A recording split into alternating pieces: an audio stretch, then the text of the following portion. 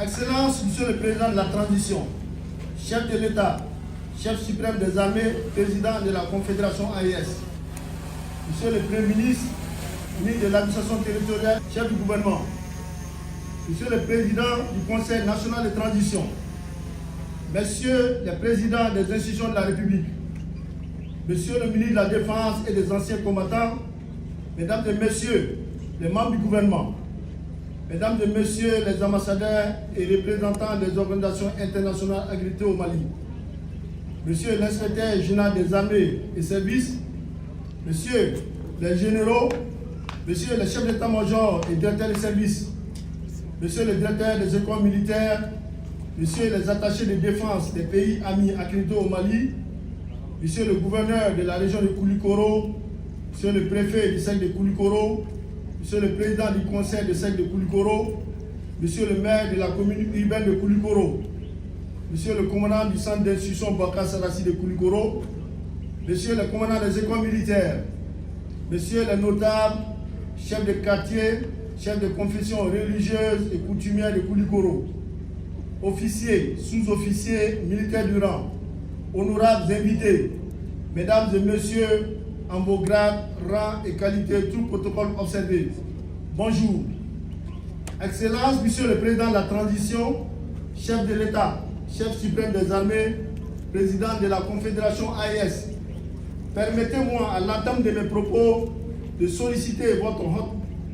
bienveillance pour observer une minute de silence à la mémoire des victimes civiles et militaires du terrorisme dans le Sahel.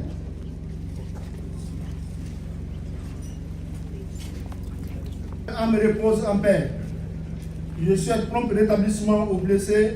et ai une pensée particulière pour nos otages. Cette place d'armes du centre d'instruction Baka Sarassi de Koulikoro, un site chargé d'histoire, accueille ce jour la cérémonie de fin de cycle de formation de la 47e promotion des jeunes officiers de l'école militaire interarmes. Je souhaite adresser le remerciement le plus sincère à toutes les personnalités civiles et militaires qui rehaussent cette cérémonie solennelle de leur présence. Excellent Monsieur le Président de la Transition, chef de l'État, chef suprême des armées, président de la Confédération AES, nous célébrons cet événement dans un contexte où la crise à laquelle notre pays est confronté connaît une mutation avec un environnement opérationnel de plus en plus dynamique. En effet, les modes d'action évolutifs des terroristes poussés dans les derniers retranchements sont désormais caractérisés par une pression sur les populations à dessein. Les narratifs religieux ont muté vers les discours politiques avec des tentatives d'imposition d'une guerre économique, y compris la perturbation des axes logistiques de ravitaillement, particulièrement en zone sud, soutenue par une campagne agressive de désinformation sans précédent. En somme, il s'agit de l'exécution d'un plan malicieux, minutieusement préparé pour déstabiliser le pays avec le soutien des sponsors internes et externes. Excellent, Monsieur le Président de la Transition, chef de l'État, chef suprême des armées, président de la Confédération AES, permettez-moi de magnifier ici la résilience du brave peuple malien, qui a compris l'intention de ceux qui veulent nous faire du mal, juste parce que nous avons voulu notre indépendance, notre liberté, notre souveraineté. Les forces armées de sécurité, face à cette menace, sont restées debout et ont démontré une remarquable capacité d'adaptation à ce nouvel environnement en déjouant tous les pronostics visant à semer le chaos. Elles continueront d'être ce rempart au prix de leur sang. Durant l'année écoulée, les succès tactiques enregistrés ont permis de consolider les acquis opérationnels et répondant aux orientations politiques. Il s'agit de la consolidation de la situation opérationnelle qui reste favorable à nos forces avec le renforcement continu des capacités de mener des opérations sur l'ensemble du territoire national. La recherche et la destruction des sentiers terroristes restent une priorité dans la conduite des opérations militaires. Conformément aux orientations politiques avec nos frères d'armes de la Confédération AES, dans le cadre du plan d'action du pilier défense et sécurité de la présence malienne de l'AES, les opérations conjointes terrestres aériens et spécifiques ont été menés avec des résultats probants, notamment le ciblage et la neutralisation de plusieurs leaders terroristes dans des actions coordonnées sur le Tchad unifié. Des avancées majeures ont été enregistrées dans l'opérationnalisation de la force unifiée de l'AIS, l'état-major intégré et opérationnel et sa récente visite de certification des bataillons AIS dans les 3 pays confirme son dynamisme et les perspectives de l'efficacité et de l'opérationnalité très prochaine de la force unifiée. J'ose croire pour cela que la mise à disposition de nouveaux officiers contribuera considérablement à renforcer nos capacités. Honorables invités, mesdames et messieurs, le contexte socio-politique et sécuritaire en constante évolution impose aux forces armées et de sécurité d'adapter leur posture opérationnelle. La fin du plan Maliko et la validation du plan Boukoloko 2025-2030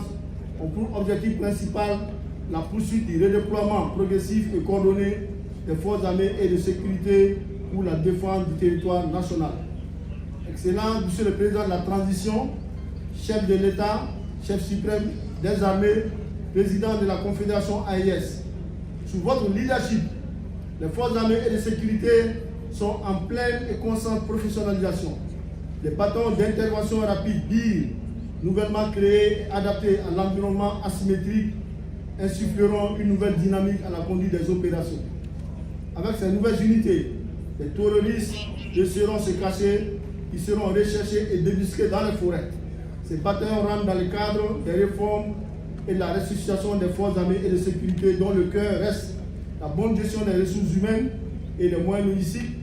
la mise en œuvre des cadres militaires, l'adaptation de la doctrine et l'effort sur la génération des unités médianes.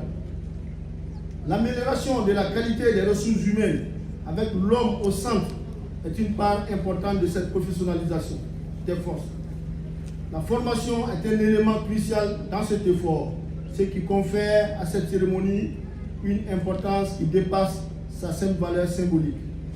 J'adresse mes sincères félicitations à la direction des écoles militaires, au commandant du centre d'instruction Bara Sarassi de Koulikoro, au commandant de l'EMIA, ainsi qu'aux autorités administratives coutumières de Koulikoro. Excellent Monsieur le Président de la Transition, chef de l'État, chef suprême des armées, président de la Confédération AIS, les 343 officiers qui viennent de prêter serment devant le drapeau, emblème de la patrie, et le chef suprême des armées, de servir le pays avec loyauté et dévouement, proviennent du cycle normal et du cycle spécial. Le cycle normal fort de 325 officiers, dont 34 personnels féminins, et représente 9 pays que sont le Bénin 1, le Burkina Faso 2, la Guinée-Conakry 2, le Mali 311, dont 32 personnels féminins, la Mauritanie 4, le Niger 1, le Sénégal